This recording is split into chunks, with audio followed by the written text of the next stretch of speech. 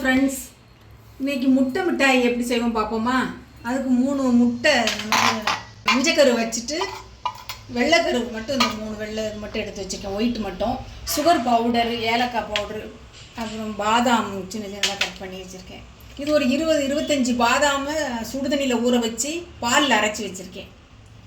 அப்புறம் ஸ்வீட் இல்லாத கோவா, இதுதான் தேவையான பொருட்கள். கொஞ்சம் சால்ட்டு.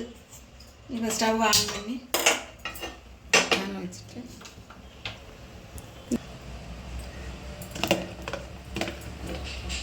இதுக்கு தேவையான அளவு நெய்யும் நல்லா நிறைய சேர்த்துடலாம்.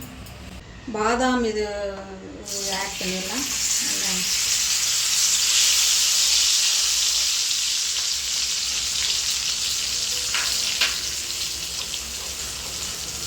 பாலில் அரைச்ச பாதாம் இது. இப்போ இந்த 3 முட்டை ஒயிட்டு மட்டும் நான் மிக்ஸி ஜார்லேயே போட்டு வந்துடுறேன். இல்லைன்னா பீட்டர் வச்சு கூட நல்லா பீட் பண்ணலாம். இதை வச்சு கூட பீட் பண்ணலாம். இல்லை ஃபோர்க் வச்சு கூட நம்ம இது பண்ணிக்கிடலாம்.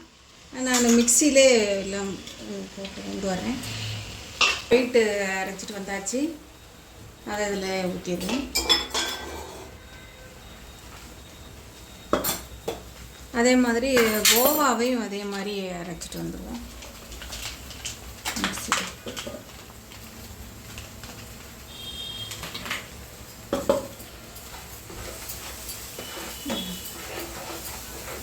சுகர் பவுடரும் ஆட் பண்ணிடலாம்.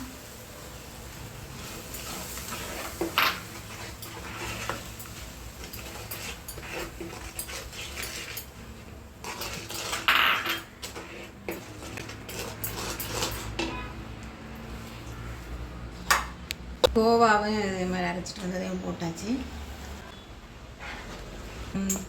ஏலக்காய் பொடி போட்டுக்குவோம்.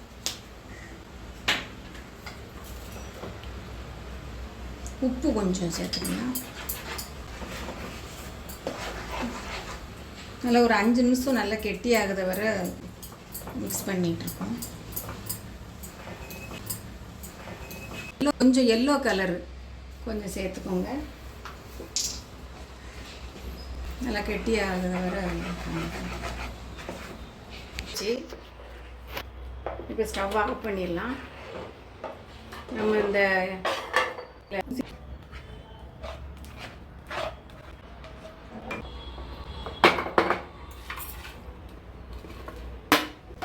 பாதாம் ஒருசா கட் பண்ணி மேலே போட்டுக்கலாம்.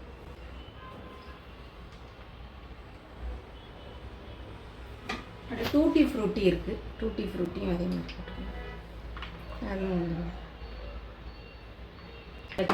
இந்த முட்டை மிட்டாய் குக்கரில் வச்சுருக்கேன் ஃப்ரெண்ட்ஸ்.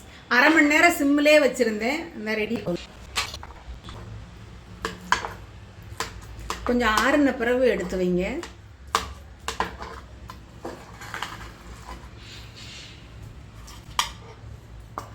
சூப்பர் டேஸ்ட்டாக இருக்குது.